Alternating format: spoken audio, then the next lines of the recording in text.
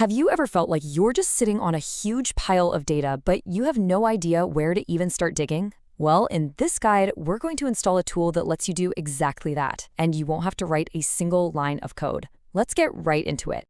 You know, if the idea of learning some complex programming language is what's been holding you back from the world of data analysis, believe me, you are not alone. But what if you could do it all visually?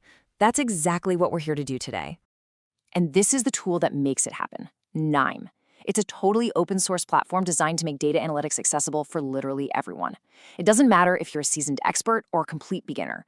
KNIME gives you the tools to build some seriously powerful data workflows, all without needing to be some kind of coding genius. So here's our game plan. First, we'll quickly touch on why no-code tools like KNIME are such a game changer. They really let you focus on the what of your analysis, not the how. Then, we'll check your system requirements, walk through the actual installation step by step, get the environment fine-tuned, and even tackle a few common issues you might run into. All right, before we download a single thing, let's do a quick system check. Seriously, a little bit of prep work right now is going to make the rest of this process incredibly smooth. You might be surprised at just how lightweight KNIME is. It runs on pretty much any major OS, Windows, Mac, Linux, you name it. It only needs a dual-core processor and 4 gigs of RAM to get going, though I'll be honest, if you can swing 8 gigs or more, you'll definitely thank yourself later, especially with bigger datasets. You'll also want about 2 gigs of free disk space and a modern version of Java. For most computers these days, this is all pretty standard stuff.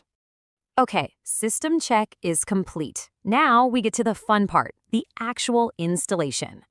The cool thing is, it doesn't matter what operating system you're on, the process is always the same 3 simple steps. You download it, you install it, and you launch it. So let's break down what that looks like on each system. If you're on Windows, this is going to look super familiar. You just double-click the installer file you downloaded, follow the prompts in the wizard, pick a spot to install it, and that's it. You click finish and you're done. It really is that easy. And for all you Mac users out there, it's that classic drag and drop.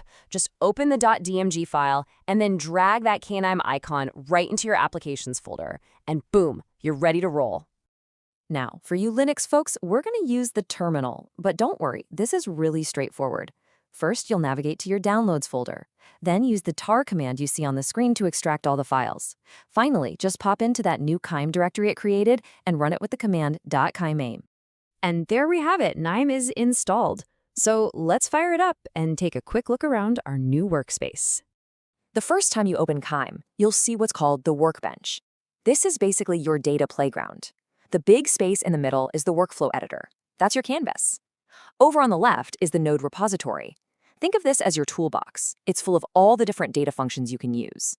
And then down at the bottom, you've got the console for any messages, and the node description, which tells you exactly what each tool does. Okay, here's a little pro tip for you, and this is a big one. KNIME's real power comes alive with its extensions. You can add all sorts of incredible new capabilities just by going to the Help menu. You can find tools for machine learning, text processing, you name it. It's the perfect way to let the platform grow with you. Now, even with a perfect installation, you might hit a couple of small bumps in the road. Don't worry about it, they are usually super easy to fix. Sooner or later, you're probably going to load a really big data set and notice things are starting to slow down a bit. Or maybe you'll even get a memory error. So what do you do then? Well, the solution is surprisingly simple. You just need to give KNIME permission to use a bit more of your computer's RAM. And you can do that by editing a little file called knime.ini and just changing the bashmx value to something bigger, like 8G for 8 gigabytes. This is a perfect example of how you have direct control over the tool's performance. And here are a few other quick fixes. If KNIME just won't start, double-check that your Java installation is up to date. If an extension fails to install, it's almost always a network issue. And if you ever get an error in your workflow, the console log at the bottom of the screen is your best friend. It'll tell you exactly what's gone wrong. And just like that, you've done it. You have successfully installed and configured a professional-grade data analytics platform. Congratulations!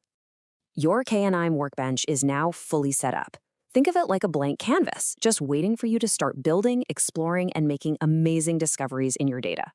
With all these tools right at your fingertips and that coding barrier totally gone, the only question left is the most exciting one. What will you discover first? This guide was brought to you by Assignment